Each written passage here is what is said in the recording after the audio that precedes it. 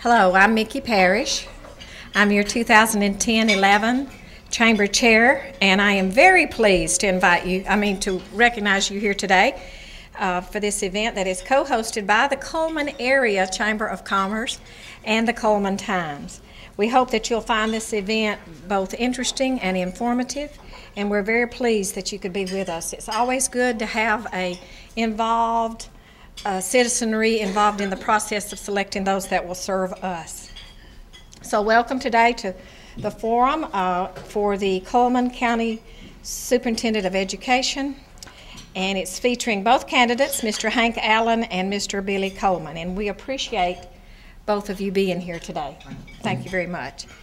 So let me take this opportunity to thank the Cullman Times for co-hosting this event with the Chamber's Agribusiness Committee and recognize Bill Morgan, the publisher of the paper, who is here with us today, and you will meet David Palmer a little later on. With your permission, I would like to explain our forum's format today. Each candidate will be asked the same question. They will be given 2 minutes to respond. The sequence for answering the questions will rotate alphabetically.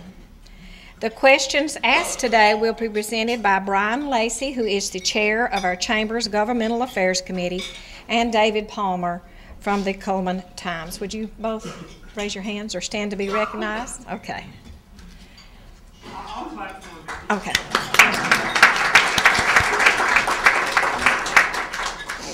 The candidates will rotate in alphabetical sequence, with each candidate alternating responding to the question first. The rotation sequence will continue in this fashion through the end of the questions that we have today in the answer portion of our forum. In the event that there is a follow-up question, that candidate will be given 1 minute to respond to the answer. Whether a follow-up question is asked or not will be at the sole discretion of the questioner. In the interest of time, there will be no opening statements today. There will, however, be an opportunity for closing statements, at which time each candidate should be no longer than 3 minutes, and the sequence for closing statements was also determined by a random drawing between the candidates prior to the start of our forum today. Kirk Manser, everyone knows Kirk, he's in the back of the room, he's the president of our chamber, will act as the timekeeper and provide each candidate with a countdown during their answer by holding up cards so that they will know when their time is complete. Now let's begin. Brian Tracy and David Palmer will ask alternate questions of the candidates. Brian? Thank you. As you said, we're going to start with Mr. Allen. First question for you. Please share with us why you are seeking re-election to serve as superintendent of Cullman County Schools, and the same question for Mr. Cullman. Why are you running for superintendent of Cullman County Schools? All right. First of all, before I start, I'd like to say thank you to the Chamber and Cullman Times for hosting this event, and we appreciate your support of education. And I hope that this will be informative for you. The reason I'm seeking re-election is because I didn't think this was the time to step away from a situation that needs attention, needs critical attention. A time when our children, our students need us more now than they've ever needed us. A time now when the organization, as we know, as Cullman County Schools, needs us more than they've ever needed us. It's a difficult time. It's a pressing time. It's a challenging time. But I feel very confident, extremely confident, that I have the knowledge and the experience to move us through those difficult times as we've done in the past.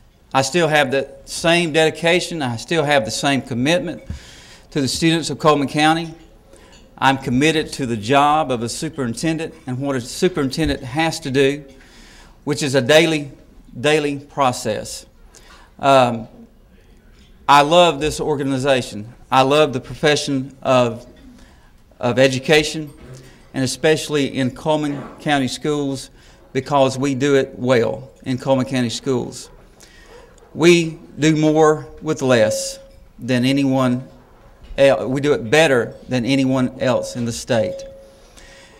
And the resiliency of our people is what keeps you in this business. And as I mentioned at an earlier meeting a couple of weeks ago, our strength is in our people. And I would want to work nowhere else than in Cullman County Schools because of our people, and not only because of our people, but because of our kids, our students. I think our children, our students are as good as or better than any that you can find in the state of Alabama. And it's a pleasure for me to serve in this capacity, and I want to continue to grow in the capacity which I've been chosen to do. And it's an honor and a privilege to serve the people of Cullman County. Thank you. I too appreciate the opportunity of sharing with you today. This is awful nice, this venue. I've thought a long time about the superintendent race. I've been approached for several years about it. I always kind of pushed it to the side because I didn't want really to get involved in politics. I haven't changed my mind on that. I still don't feel very comfortable, I don't think, in this situation. But the last time people were calling about it, I decided that I would kind of open my mind up to it and think about it and pray about it. And I think it boiled down to two reasons why I'm running. Number one is both our sons are educated in the Cullman County school system. They have great careers. One is a teacher, one is an architect. It wasn't just the subject matter, though. There were teachers that made a difference in their lives, coaches, support personnel. They are the men they are today greatly because of the influence that those teachers and coaches and support people had on their lives. So to be able to repay a system that has done so much for our family, my wife is a principal presently in the system. The system's been wonderful to us. It would be an honor to be able to support such a system. But probably the main reason I decided to run, very simply, is because after I prayed about it, I was led to. Don't know if I was led to win or lose. Maybe it was to set an example of integrity in the political arena. I mean, maybe that's what it was. I just feel like I've had a passion all my life for young people. It started probably when I was in high school and I was a youth minister, and it's gone all the way through. And I intend to follow that passion regardless of whether I win an election or not. The first person I told that I was running to was Mr. Allen, and I reminded him, I think he already knew it, that I wasn't going to say anything negative, that my faith was going to establish a level of integrity that I would not compromise. And so I appreciate his response to that. You know, that's the only way to do it. And I'm just really excited now that I'm in this race. I'm very excited about the opportunity, and I look forward to making a difference in lives. I plan to do that whether I win or whether I lose, to continue working with young people. But to work with such a fine group of professionals like we have in our system, it would be a true honor. And I'm totally committed to giving every ounce of effort that I have, every expertise that I have to this job. And I look forward, given the opportunity, to give it everything that I've got. Thank you. Mr. Cullman, start. This is called a follow-up question, right? No, actually, this is moving to the next question. Oh, that's right. I stay up here. Got it. With the school system in the midst of a major funding crisis, what measures would you recommend to cut costs and keep the system in the black or restore its financial stability? It's going to be a very difficult task for sure. There's two things we got to look at. Number one is cuts. Number two is new sources of revenue. And I think we're going to have to think a little bit outside the box on that second one. And I've got a plan where we're going to pursue every possible way of reaching out and kind of doing some things outside the box to find where some of those sources of revenue are. Some of it will be in the business community. A big part of what I'm going to try to do is communicate. One will be a breakfast once a month with our business community. One, to let them know what we're doing in the schools, but number two, to let them know where some needs are.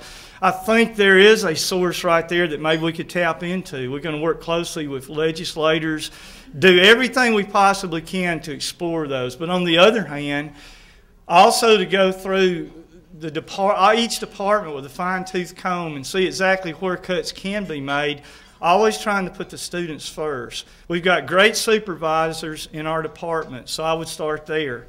I would go to them, get their recommendations, kind of find out what's going on in each department before I started talking to specific people in those departments.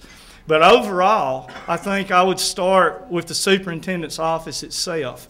There's going to have to be some sacrifices made, and it needs to start with my own office if I have the opportunity to do that. I've already said that I'm going to drive my own vehicle and that I'm going to evaluate the principals myself. I know that's just a drop in the bucket, you know, when you look at the big picture. But if you're going to go out and ask people to make sacrifices, you've got to start with yourself. There will be other sacrifices that I'm going to make, but I've got to get on the inside before I can tell specifically where those will be. But all I know for sure is when you talk about cuts, all of those will be made with students in mind, and what impacts them the most will be the highest priority not to cut. And that's going to be a very difficult challenge, but I look forward to it. Thank you. You know, when you start talking about this subject, it's a difficult subject to discuss because all we can talk about is cuts that we have to make. We're not a business. We don't have a product on a product line out there that we can improve and sell more of or increase the price on or even increase tuition. Our product is instruction, and we need to do that the best we can possibly do. So to answer the question, we have to talk about what appears to be some negatives. But these are the situations that we are in. You know, sacrifices have been made. Dramatic sacrifices have been made. And they've not been taken lightly. There is not a magic pill. There may be a combination of many things that can give us a magic pill. But prudent and conservative decisions have been made throughout my administration. Because of a moratorium on travel, we have realized the savings of over $370,000. We've eliminated our summer worker program that saved us almost $200,000. Eliminated assistant principals at the elementary schools to save us over $200,000. We are now broadcasting our institute through a webinar for our employees, and that has saved us some $30,000.